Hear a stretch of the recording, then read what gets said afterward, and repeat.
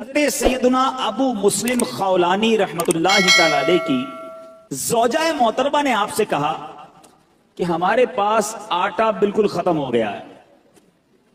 یہاں موجود اسلامی بھائی بھی اور مدنی چینل کے ناظرین میں اگر کوئی تنگی کا شکار ہو، کوئی غربت کا شکار ہو، کوئی پریشانی کا شکار ہو، بہت غور سے یہ واقعہ سنیں.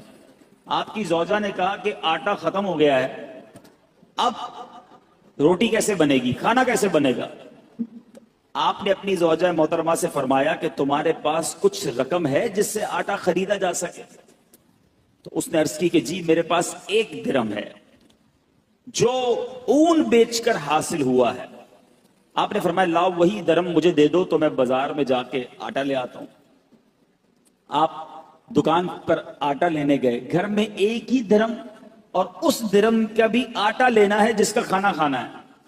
جب آٹے والے کی دکان پر پہنچے تو ایک فقیر وہاں آن پہنچا اور اس فقیر نے کہا کہ اے ابو المسلم خولانی، ایسا کرو یہ 1 درہم مجھے دے دو، مجھ پر صدقہ کر دو. آپ وہاں سے پلٹے، تھوڑا آگے گئے، دوسری دکان پر گئے، فقیر وہاں بھی آ گیا، کہنے لگا یہ 1 درہم آپ مجھ پر صدقہ کر دیں. فقیر پیچھے لگا رہا، آخر کار آپ نے وہ 1 درہم جو گھر سے لے کر آئے تھے آٹے کے لیے اس فقیر پر صدقہ کر دیا.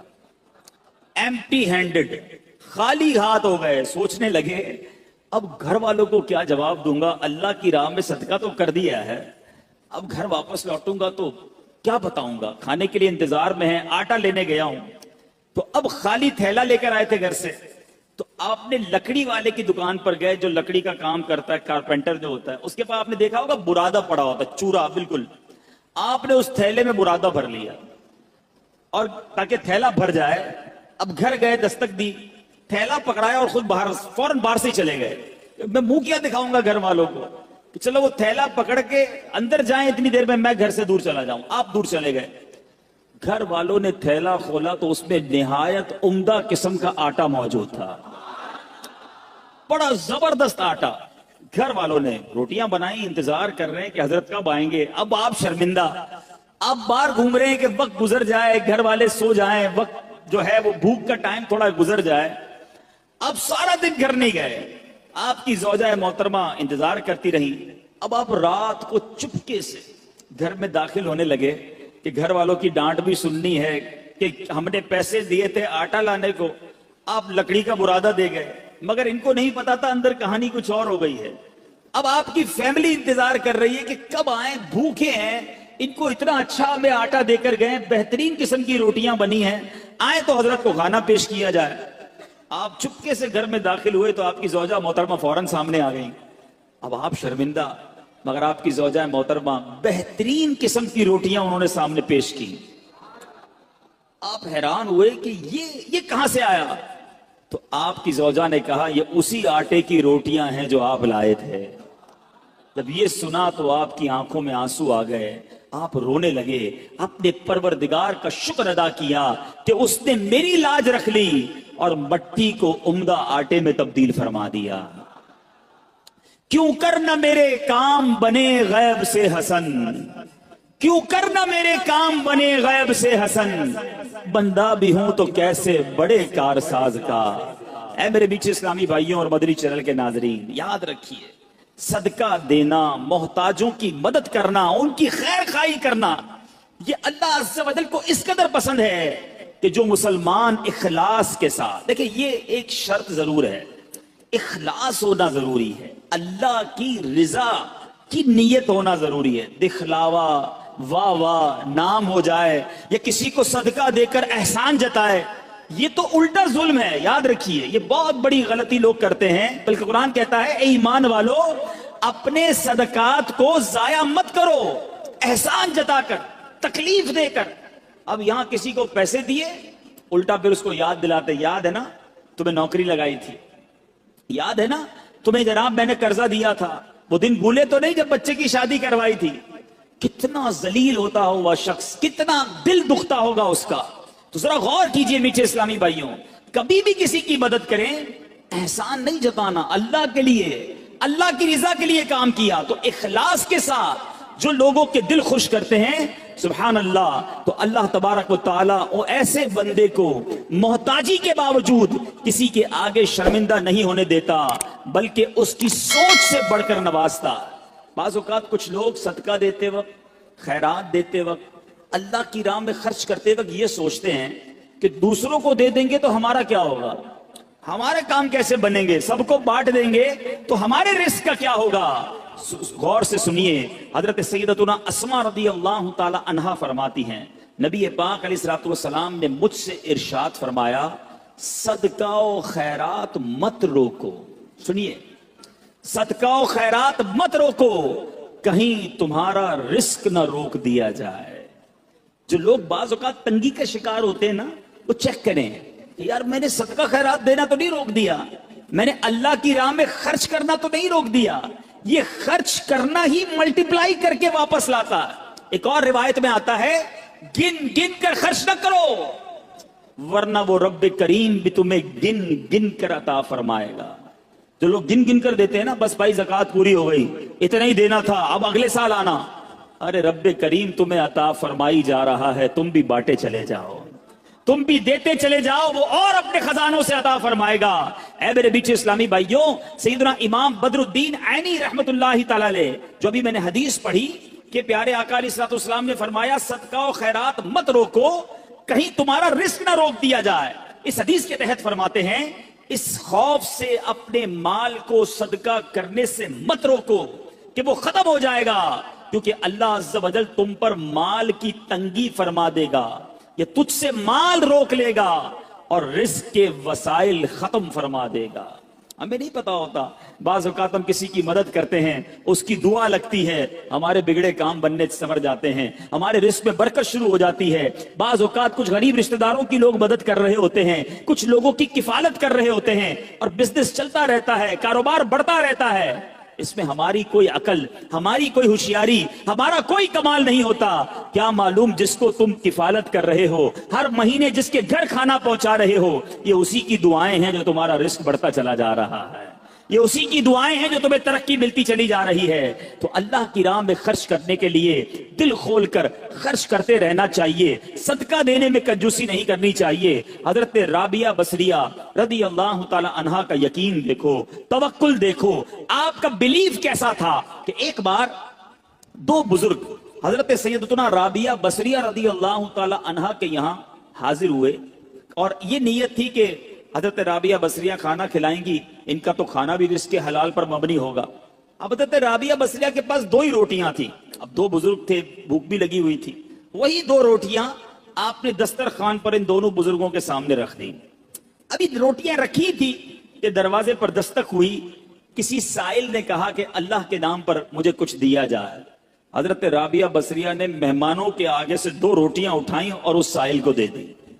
مہمان ہکے بکے کہ ہم دسترخوان پر بیٹھے ہیں، ہمیں بھی بھوک لگی ہے، دو ہی روٹیاں تھی، دونوں اٹھا کر دے دی۔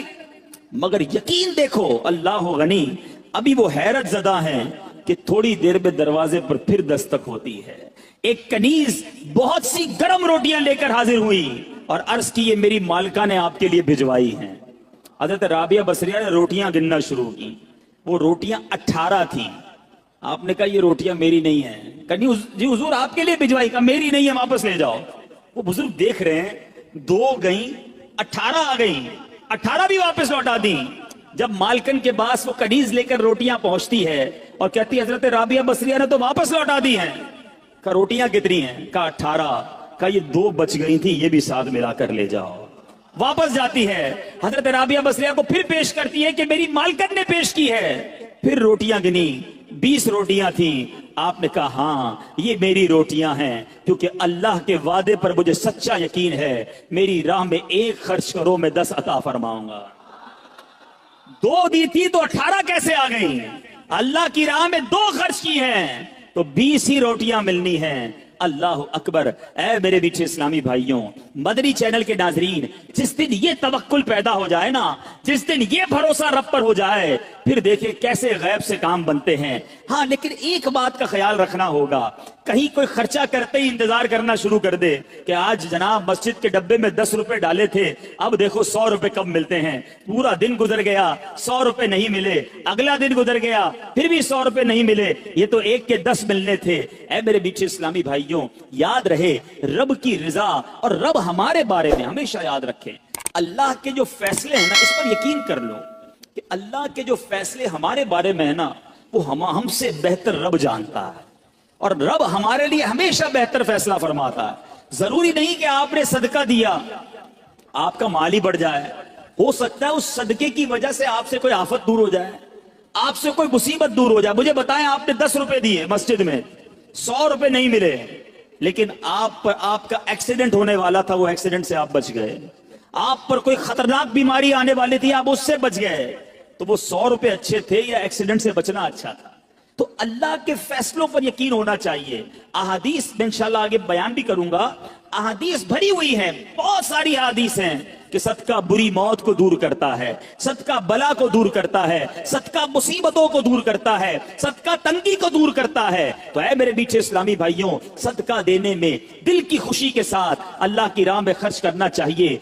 एक और वाकया सुनिए कि किस तरह सदके से बलाएं दूर होती हैं। सैयदना इकरमा रदियल्लाहु तआला अन्हु फरमाते हैं कि एक मुल्क का बादशाह बहुत जालिम और कंजूस था, बड़ा जालिम बादशाह, और ऐसा अजीब और गरीब कंजूस कि उसने ऐलान कर दिया कि मेरे मुल्क में अगर किसी ने मिस्कीन या फकीर को सदका किया तो उसके कोई गरीब की मदद ना करे, अगर ऐसा कोई करेगा तो मैं उसके हाथ काट दूंगा।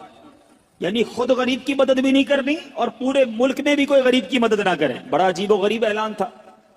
अच्छा जनाब, अब एक खातून थी, लोग तो खौफ से डर गए थे, कोई सदका नहीं दे रहा था, कोई खैरात नहीं दे रहा था। एक दिन फकीर मजबूर होकर एक औरत के पास आया और कहा मुझे अल्लाह के राह में कुछ दो, मैं बहुत भूखा हूं, खाने के लिए कुछ नहीं। वो औरत ने भी बादशाह का ऐलान सुना हुआ था, वो भी डरी हुई थी, उसने भी सदका देने से उसने सोचा कि सदका दूंगी तो मेरे भी हाथ कट जाएंगे।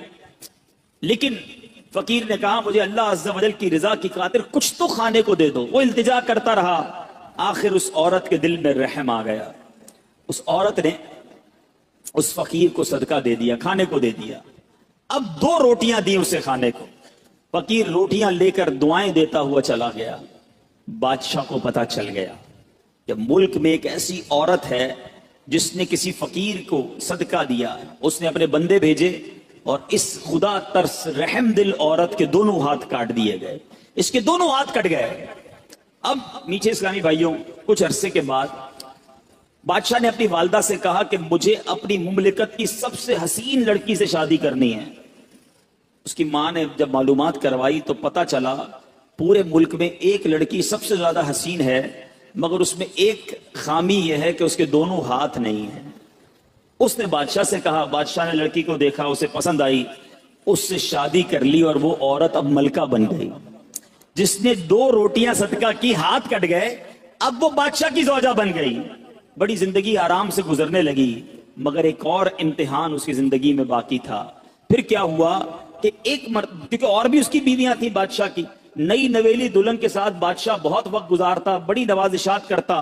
दूसरी जो बीवियां थी वो हसद करती थी। एक मर्तबा बादशाह तवील अरसे के लिए मुल्क से बाहर गया तो बादशाह की बीवियों को अच्छा मौका मिला। उन्होंने बादशाह को खत में लिखा कि तुम्हारे पीछे तुम्हारी जो बीवी है, नई दुल्हन जो है, वो बुरे काम करती है, उसका किरदार अच्छा नहीं। बादशाह ने बगैर किसी तहकीक के हुक्म दे दिया कि मेरी बीवी को उठाया जाए और जंगल में फेंक दिया जाए, महल से निकाल कर जंगल में फेंक दो। अब वो औरत जंगल में पहुंच